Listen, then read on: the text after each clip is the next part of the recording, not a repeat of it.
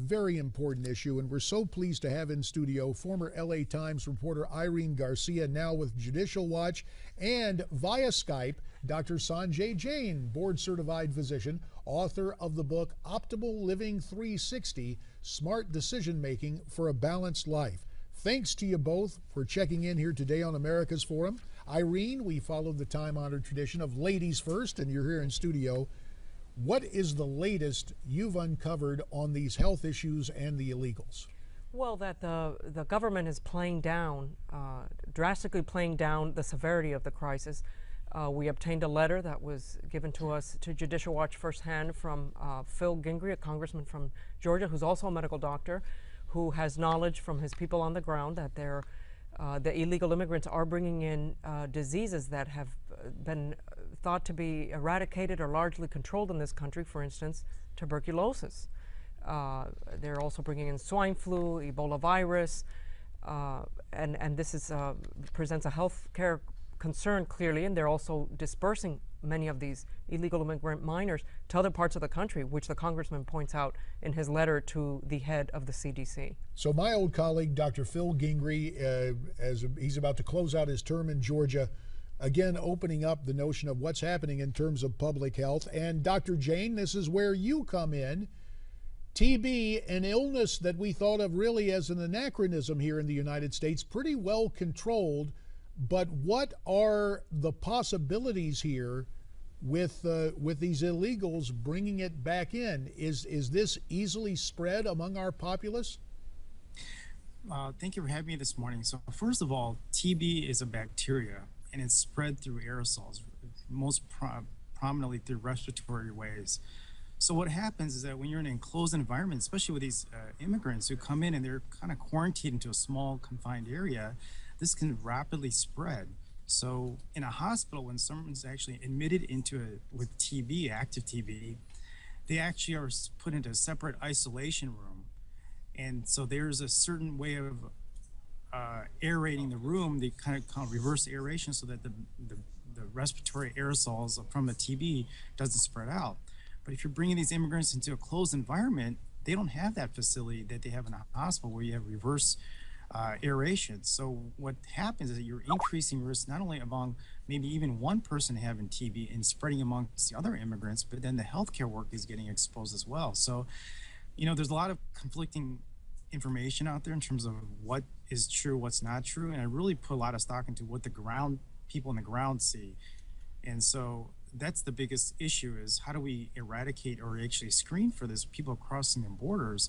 What's the best way to screen? Now, you know, as most people who know with TB, they screen it with a PPD test. It's a very simple skin test where they actually take a little sample with a little small skin prick, and they check your skin within 48 to 72 hours. What the problem with that is that you get to keep them, and the healthcare workers have to watch them over 48 to 72 hours and see whether there's a positive skin test. So they also have other types of testing done, but it is an issue. Well, it is an issue, and you mentioned what's happening on the ground, and let's bring it back here to Irene Garcia in studio. On the ground, have you, in your role in Judicial Watch, you've been hearing from Border Patrol agents, but we've been hearing reports that in some areas, healthcare workers have actually been told, don't talk to anybody about this whatsoever.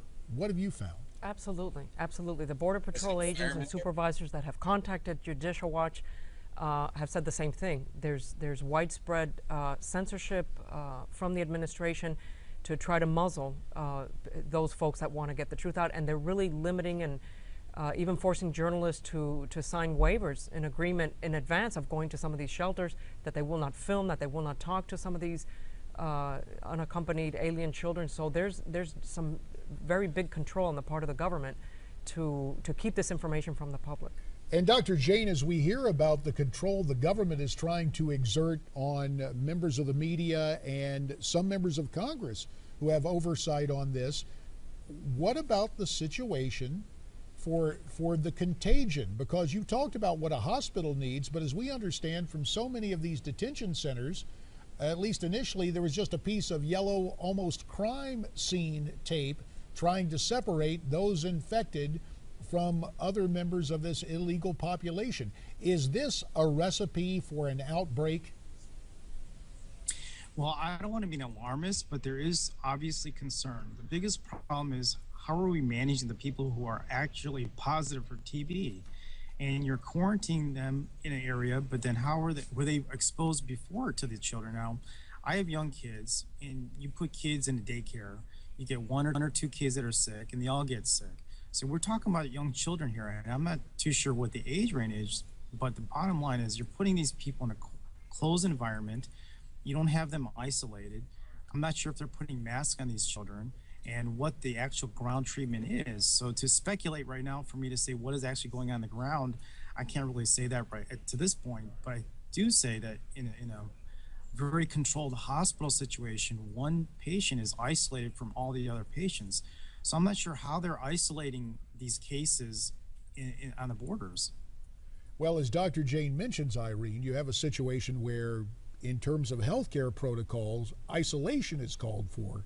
Obviously, that's not happening on our borders, at least not that we've heard. And then you've got the problem compounded by the government saying we're going to carefully control the information coming out. Now, Dr. Jain, as one of the uncertainties he was talking about, talked about these minors, these children, and again, we hear reporters, for example, I heard a White House reporter from one of the alphabet networks always refer to these as moms and kids, moms and kids.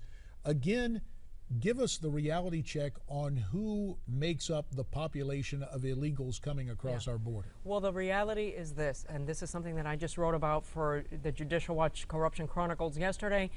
The MS-13, one of the deadliest gangs in this country, is actively recruiting at these shelters. And we got this straight from some very high-level people in the Department of Homeland Security, Border Patrol officials, and this is what they're doing. Then these new recruits are using the phones provided by the Red Cross, okay, get this, by the Red Cross at these shelters to then communicate and solidify their deal or their contract with these gangs. The 18th Street Gang, which is the largest gang in Los Angeles, and the Mava Salvatrucha, known as the MS-13, which is one of the deadliest gangs in this country. So gangs are actively recruiting. We have the health crisis. These aren't just moms and children and young kids, as Judicial Watch has reported in the past too. A lot of them are older kids, probably young adults that have ties to criminal enterprises. And this is the kind of thing we're not seeing in the mainstream media. And of course, much has been made of the William Wilberforce law, saying that this was to allow kids from Central America to come in on a humanitarian basis. But there's nothing to say that people from Mexico can't say, oh yeah, I'm from one of those Central American countries. There's no proof that these are children coming in from Central America per se. No, there's no proof. A lot of them have no identification. They have no documentation of where they're from, and they're coming in such large amounts. The Border Patrol is overwhelmed, and we're hearing this daily from our Border Patrol sources. They are overwhelmed. Dr. Jain, you have taken great pains, and we appreciate it. You say, look, you don't want to be alarmist. And obviously, your realm is science, not so much public policy. But with the suppression of information, what does it sound like to you? Rather than sharing information with the public, especially in terms of public health, this failure to share information, is it putting us at risk in terms of public health? Well, there's a lot of conspiracy theories out there, and obviously there could be a political angle to this. But the bottom line is the CDC and the state health department should really get involved, especially the states where the immigrants are really coming through, and really tackle this problem. And whether they're disseminating the information or not, they need to go in there and actually account for all the immigrants who are coming through or at the borders, and really do a fine tooth and comb. You know, doctors in other parts of the state, and we're talking about normal immigration, people who come in on a legal basis, they still have to go through medical examination. They still have to go through a lot of medical, there's a checklist of things that they have to go through to be cleared. So they have to go through a very similar process to evaluate these immigrants. You can't treat them differently than an immigrant who comes in through legal means.